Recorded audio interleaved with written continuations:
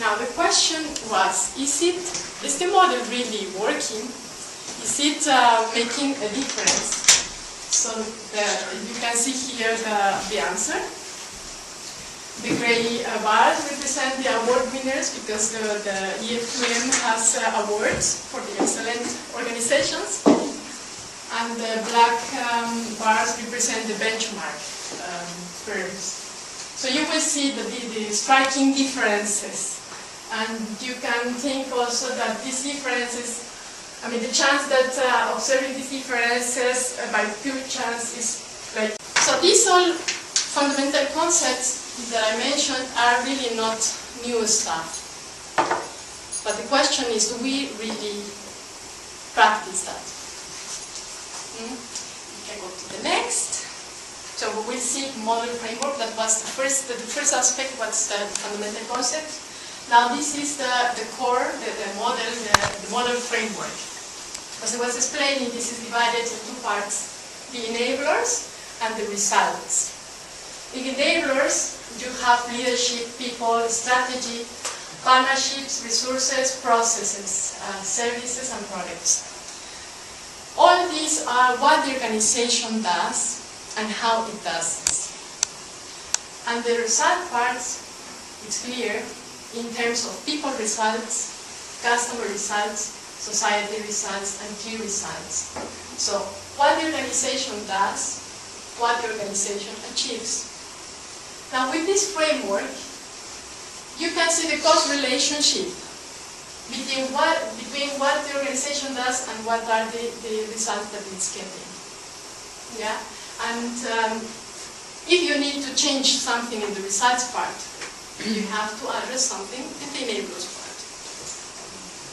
Now you see this is a dynamic framework because the results are caused by the enablers. Yeah? The enablers can be then improved through the feedback and through learning and innovation and creativity.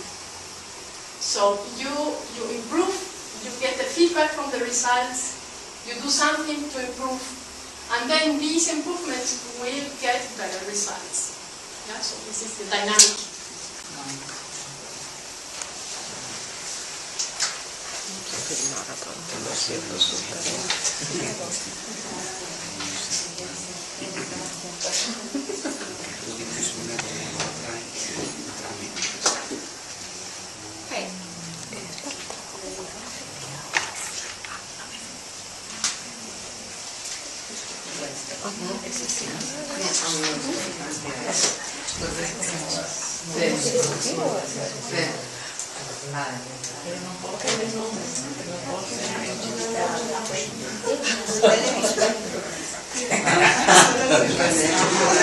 Esa es la comunicación de So are you ready? No, yes. Do you have your selection? They don't have pen. Here in the pen. Oh. Thank you. We can share your thoughts. What do you consider the three most important benefits of using the model in this presentation? That's it. For me, it's the most important. This is a summary. In a quick review of this list, I'm tempted to choose the last three ones. The health management to link strategy and operations, etc. This is a different one. I'm so sorry. Then don't look this. Yeah, exactly. Yeah, it was not. That is not matching with the list I have. But the last three in the list you gave us have this one: the management linking strategy to operations, leaders to deliver the strategy and develop a unique culture where excellence is the norm, and helping employees to provide inputs and building in a common direction, understanding the impact of their action and contributing to progress. I have some different perception. I agree with Javier with the last and the one before last. So coming, and then I would not take the second before the last, and I would take this. It is a strategic tool to help manage folks on what is vital, focusing on finite resource and maximum energy. I agree on the Chris's one and then the first two of Javier. I agree with the disagreements. I agree with the disagreements. Okay. Well, I agree with all of them. And for you? What is your perception of it? Yeah, I don't have the list now with me. Lucky you. Okay. No, for me. This is the integrative management of performance. I think this is very interesting because what usually happens when you don't have something like this, you have so many different initiatives, fragmented initiatives, but you don't see the whole, or you don't see the connection. And the model is very much connected. Everything is connected in the model. No? Whatever you do in the leadership part will affect the others, yeah, the processes. So everything is connected. So I think this integrated performance management characteristic is one of the most important ones. Yeah. Now focusing on the most important initiatives, because too often organizations have so many initiatives that organization gets maybe tired of so many initiatives, and also there is only limited resources. So you have to concentrate. If there is this Pareto principle, the 20-80, we have to concentrate on the 20 initiatives that will make the difference and get 80% of results. This is also very interesting. The other one, yeah, the people, as I said. It's a mechanism that will really empower people, will commit people and motivate people.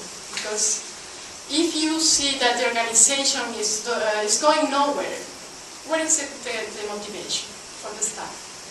But if you see a direction and if you see the results of your actions, then you will be motivated. So I think these are the three parts. The aspects that I would choose. Which was the first one? The top one. Integration. The first one. The first one? Yeah. Okay, we can go. The model is very simple. That's one of the most important things, because it's not such a complicated thing. And I show you some. I tell you something. I wanted to make a comparison with the balance scorecard. I contacted the balance scorecard institution. I just wanted to know a few things, and the reply was questionnaire of, 5 pages with so many questions that I had to fill in order for them to give me some information. 8, the result-based management delivery. And one thing that is not here, but I like so much in this model, this is very special in this model, it's not prescriptive, it's a non-prescriptive model. That means it tells you where you have to improve, yeah, the areas of improvement, because the result of the self-assessment is to know where you need to improve. And now it doesn't tell you how you get to the improvement. So the organization is totally free to really select the approaches that it will cause this better results. And being a non-prescriptive model, then you actually can have it in any type of culture, any type of size of organizations. If it's private, if it's public, it doesn't conflict with any existing approaches, yeah, but it reinforces them, yeah, because it gives them an integral view, and it gives them a validation.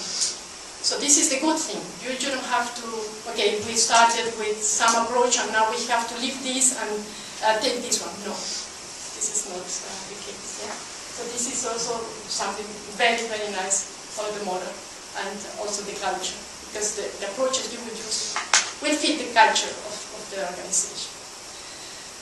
Yeah, we go to the next. For example, here, maybe we can do the exercise together. We see what are the existing DC approaches and where would they match? I would, for example, say, I don't know if right or not, that results-based management in a yes. CPM. Where are our CPMs, for example? Customer results. No, Is it- enablers. no? Enablers should be somewhere. Enablers. Somewhere in enablers. Policies and strategies. Yeah. Maybe. And we create results in the customer. You're right. Maybe. Yeah, yeah, yeah. I don't know if policy and strategy, but enablers. Okay. So we can, you can think. In answer to your question about PC, I think all these years we have been concentrating on the member states, and we have been successful in that. However, going back to what you just said, we are very weak with people management, because the focus was on the customer. And therefore maybe this is about time that we again review the people management part. Unfortunately, this has been repeated several times, but I hope with your model we can review it once again. Absolutely, because if you don't have something like this comprehensive, then it's very easy to concentrate on the customers. Yeah, it's very easy. But if you have something comprehensive, then you are some kind of obliged to address all the other areas. Yeah? So we can go. I have made a self-assessment for the PC that had two purposes. The first one was to comply with the assignment from a university.